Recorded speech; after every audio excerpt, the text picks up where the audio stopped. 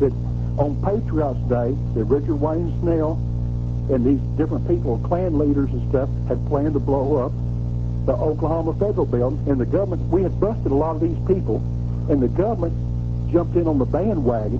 See, the Cold War was ending in Russia and so forth, and they were about to, because of Ruby Ridge and different deals that the government had done, they were about to combine the BATF with the FBI.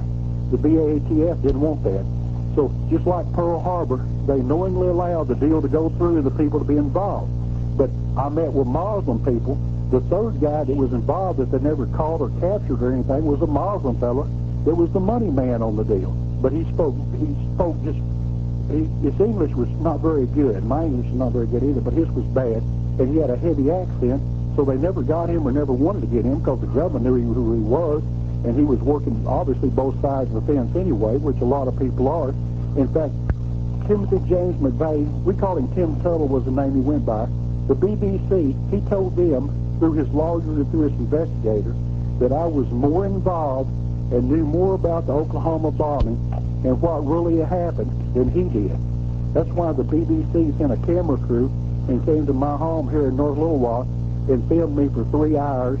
We went to some of the buildings here in town that they had planned to blow up on the same day that they didn't blow up because these buildings were well guarded and they didn't allow them to be blown up. The Arkansas State Capitol and the TCBY building were supposed to be blown up on the same day. But anyway, the Klan joined up in 1990. These Klan leaders, they were losing membership and losing money. So Wilbur Hale went to Saudi Arabia and got in with some terrorist leaders and got them to help him out because they both hate the Jews and want to overthrow the United States government. But then anyway, the government, I helped bust a lot of these people, so the government, instead of stopping the deal, they jumped in on the bandwagon and helped the deals to happen and helped them to happen better than what they would have happened. You see what I'm saying? Right. They helped them better. In fact, I had to go and get manuals in El Dorado, Arkansas, to a store down there. I bought them a whole suitcase full of manuals on how to make bombs and explosives and stuff and terroristic tactics and stuff that the government gave me the money and had me to go buy to help Timothy James McVeigh to make the Ampho bomb that he manufactured. You see what I'm saying? Right. I mean, the government is heavy involved in this deal. Okay, so 3 weeks before Oklahoma, I write letters to all these people about it's going to happen. Okay? And then, like the FBI said a month ago, am I with the psychic hotline? No, I'm not with the psychic hotline. But I said, well, maybe I didn't give them enough time. 3 months before the 9/11 World Trade Center attack, I wrote a letter to Mayor Giuliani, the President of the United States, the Director of the CIA, the Pentagon, and about a dozen other government officials, and told them the deal was going to happen in the 1st of September.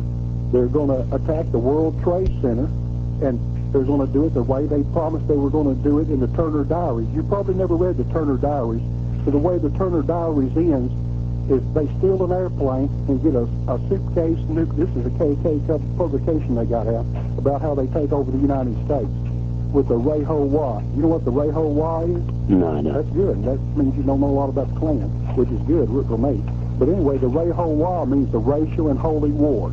See, that's the game plan that the government jumped on.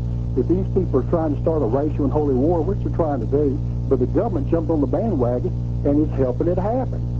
You know, now it's the United States in the Christian world. They're trying to make it in the Christian world against the Muslim world. But like the BBC said, the head director of the BBC, the guy John Sargent, the guy that came to visit me with the BBC, the name of the tape they did, it's about a 30-minute tape. I'm going to try to get a copy and try to get it to you, sir. But anyway, the BBC tape, I'm only on it for 3 or 4 minutes. But everybody I told them about, which amazed me, they went and talked to these people at Elohim City in Oklahoma, the KKK compound, and they told them a whole lot of information about the thing and what happened on Oklahoma and about Timothy James McVeigh and how the deal really happened and how the government was more involved than they were. See, they started the ball rolling, and then the government, we busted these people, we framed them, they jumped in on the bandwagon, and they knowingly allowed it and helped it happen and went out of their way to help it happen. I can prove that the United States government agents were involved in the Oklahoma bombing and the World Trade Center 1 and 2 attacks, both attacks, and that the federal agents were involved in the Waco murders. And I've told this information, wrote it to senators and congressmen and different people, and all they do is send the FBI and give me all these polygraph tests and talk to me and tell me to shut up or something's going to happen to my son. And my son told me to quit being afraid of him and to tell anybody I wanted to tell about it. So when I got this newsletter the other day in my post office box from the Tony Alamo telling about the Pearl Harbor thing, right, it just sent shivers through me that he's so 100% correct and that most of the people in America refuse to believe it, you know what I'm saying, and that he's just 100% on the ball knowing what's happening.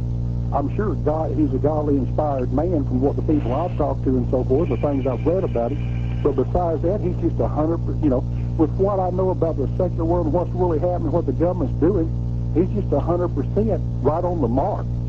You know what I'm saying? Oh, yes, I do. And the government, I'm sure they're going to go over after they read this. You know, they read his stuff on a regular basis. I mean, when I was in the BATF office, the FBI office, the ATF office, they sit around and read his literature on a regular basis, and they would, huh? Excuse me. Okay. Well, we probably got something right here, but hold on, let me talk to him. But anyway, what happened, I got a guy working on my house, sir, excuse me. But sure. Anyway, what happened was, I would like to talk to you people. You can do an article about it. You can take a photograph, film, movie, whatever you want to do. But I think it would be interesting if the American people really knew that Pastor Tony Alamo is 100% right, and there are all these government conspiracies that are really happening. Right. You see what I'm saying, Don? Yes. Yeah. But anyway, what do you think, Don? I mean, I got newspaper articles where they even said that I framed people in federal court. You know, that Agent John Garry Peeler framed Tom Peterson, tried to frame Tom Peterson for a crime. You see what I'm saying? Right. Yeah. I got this BBC tape where we're talking about the Oklahoma bombing. You know what I'm saying? And when I'm talking to BBC guys, it's right before the 9/11 attack. And we're talking about the 9/11 attack that's going to happen. And they're debating on whether they needed to go by and take movies of the World Trade Center before it happens. You see what I'm saying? Yes. Yeah. But anyway, there's all these government conspiracies, and the name of their tape that they did, the BBC, John Sargent's the one who made this up. It's called The Secret Rulers of the World, The New World Order, was what it was about. The name of the movie, that is a 30-minute made for TV for the British Channel 4, the largest channel in the world. But to my knowledge, they did not show this 30-minute tape or movie in the United States. You see what I'm saying? Yeah. Because the United States media is very controlled by the government. Even the media right here in Arkansas, you can't get anything done without the government knowing about it and trying to put the stops to it. That's why they want to publish this thing about this little girl, this woman in California, that her husband killed and stuff. But my son is a totally 100% innocent, and none of the media wants to jump on his case because the government just totally blamed him because of me, and to try to get me to shut up and to quit telling people like you about what they're really doing. Right. Yeah. Well, what do you think, Don? Okay, well, I mean, I believe it all, you know. That's what I'm saying. Is there anything I can do to help your organization or help you out? Or can you write or do anything about it to try to help my son out? Well, I'm sure the pastor... Yeah, I'm sure the Pastor Lamo can, you know, can really help, you know, expose this. And I want you to tell him right now, before I forget, to be as careful as he can and protected as he can, because the government might even assassinate him over this article that he did. You know what I'm saying? Right. Well, watch the way they do it. For example, they have someone that's real good in fixing your car. Yeah. This is one of the deals they did a long time ago on a person that I knew. They got the person's car, and they put a big screwdriver inside the tubeless tire of the car. And this guy had a Corvette and drove it really fast. So when he was going around the curve, the screwdriver rolled around there for a while, made a little noise and stuff, but a Corvette makes a lot of noise anyway. So anyway, when he was making a turn, the screwdriver came through the tire, and he rolled off the curve and killed himself. You see what I'm saying? Absolutely. Yeah, but I'm saying there's stuff they can put in your drink, like, for example, Castro. They tried to get people and send them down there to put LSD and different kind of mind-altering drugs in his ice cream or in his drinks or whatever. Right. I'm saying, just tell Tony Alamo, after this last article he did where he's 100% on the mark, and where it shows the government and the special agents and things for doing what they're doing is totally corrupt and outrageous, that he needs to be extremely careful nowadays. because they have children